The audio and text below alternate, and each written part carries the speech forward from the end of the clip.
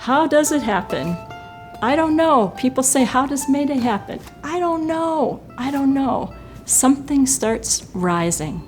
Something starts rising.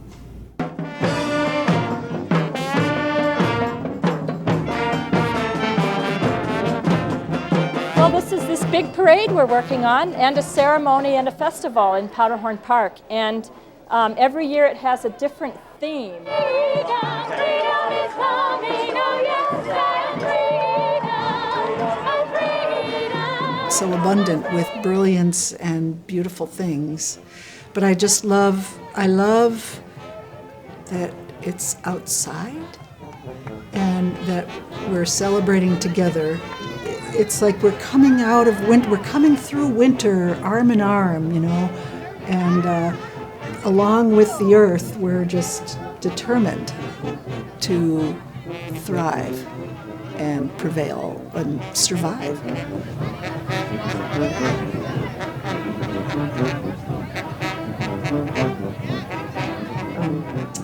Mary de la Sour always used to say, survival is a form of resistance, and that really rings true. I think it's like one of the seeds that I think is feeding into the creation of a new culture that makes democracy less of an idea that's talked about, but more of a lived reality that comes from the people. MayDay, I say it's the most powerful social change event that I've ever experienced. And it's partially about the art, but the art is it's at the center, but what happens around the center is more important, actually. And that's the community building and just people making connections with each other. And she said she imagined that all of those chemicals were making the world so sick that in the spring there was no sound. It was silent. So if there's nothing else in the year, the fact of this kind of community making of people coming together is so solid. Then I guess the other part is really that it becomes a chance to sink into some of the just perplexing things happening in the world, and to not do it at my own table reading the newspaper or hearing the news, but to do it with a whole team of people where there's many different points of view, and we wrestle with it and struggle with it and look at it not just as it is, but we look inside it. Why? And what is beyond that? This way of understanding it, wrestling, the arguments, the way that different people see things, and the fact that we look at something at this moment, but we look at where it came from and where it might go, so that there's always this possibility of a what if, or how do we imagine something, that it's an occasion where we can envision with each other how something might be different if it's giving us great pain. Or how do we hold that pain in our own hearts, but our community heart? There are so many forces telling us, you can't be, you can't, you won't, you shouldn't. And MayDay says, we do, we will, we are.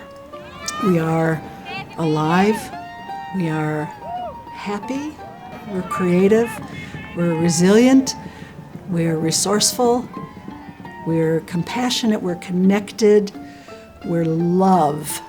How immense trees become from just a tiny seed, and how connected we are to each other, so people as an ecosystem, as part of a broader ecosystem. The process to have it be a theme that is coming out of the community meeting somehow is not easy. And does it really matter? Should it just be about the incredible joy of people coming together? This whole process of picking a theme, I think, in a lot of ways keeps us honest about what it means to be a human at this time in history. It is the antidote. And that's one of the solutions. it's also very difficult because, of course, it can't be about everything that everyone speaks about. But often there are certain things that start gravitating toward whatever that is that becomes the theme of that day. And certainly then the artists who are there listening and witness to that take and hold that and then shape it and then give it back to the community at a second meeting and say, does this resonate? Has this gotten too insular? Is it feeling like it's in line with what's happening? But I wrote here wonder with the question mark. I think if they change that aspect of the process, the heart and soul would go out of MayDay. It would become something done by numbers. In order to do this, you'd have to come from a very deep place and be willing to name and maybe feel difficult emotions, but also have the determination to move through it, to have this sense that there's an other side to this, that if we keep going, we can move through this and come to a different place. We conjure up this year's form that we'll engage in to join in with that irrepressible energy of life. Life is vigorous and undeniable, and we are part of that. And how can we best align ourselves with that? This is a way to, at times name the things that are painful, but because we're naming it, witnessing it all together, I think we give ourselves the insight and the courage that comes from being in community to that when we go back to our neighborhoods, we're more empowered to manifest change and transformation, to be agents of the good energy of healing.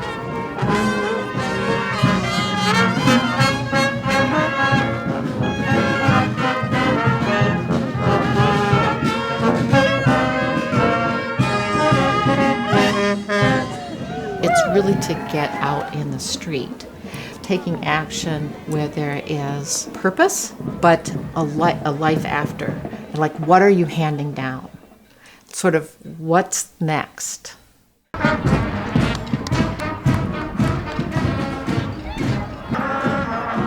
And we're so overwhelmed by the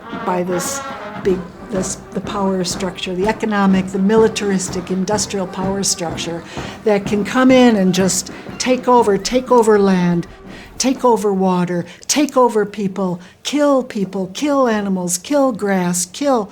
That's a very dramatic and very ever-present power structure. And we must assert our power in relation to that. We have tremendous power. That takes something like courage to break the silence, name the thing that has damaged or wounded or killed, and come to a place of saying, I'm not going to be silent about it. I'm consciously going to channel love and compassion and creativity.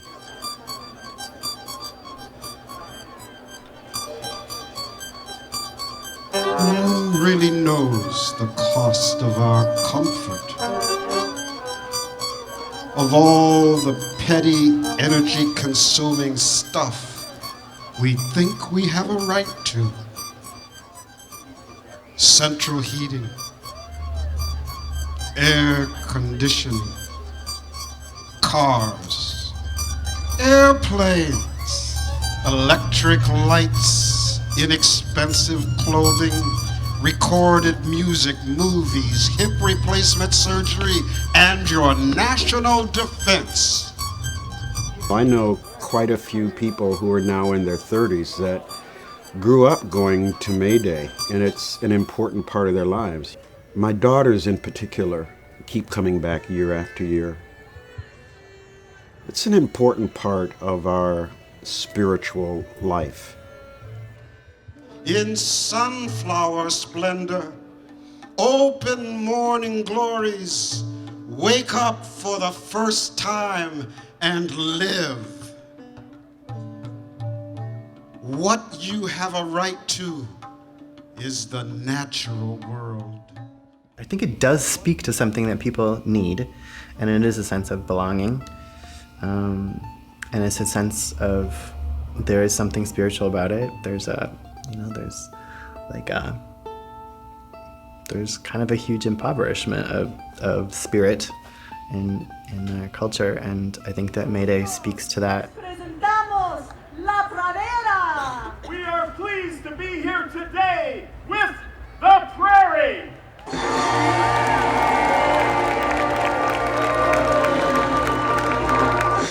We're part of the cycle of life and death, and there is pain and there is suffering. And the Heart of the Beast Puppet Theater chooses to include that in our performances in the MayDay Parade and Celebration.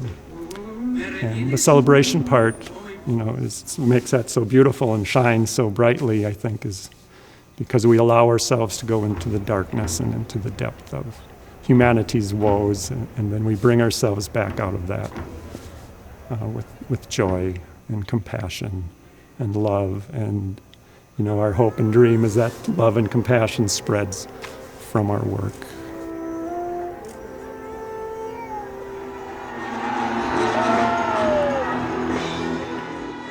If we're not looking at what's challenging us, then we're kind of not really coming together. And it gets to be, it's superficial, it's not very sexy, really, because we're not really engaging deeply. This past spring, we broke down the wall, which was the barrier, the barrier in the life of the black man that was depicted in the ceremony. We broke through that wall with our own collective energy.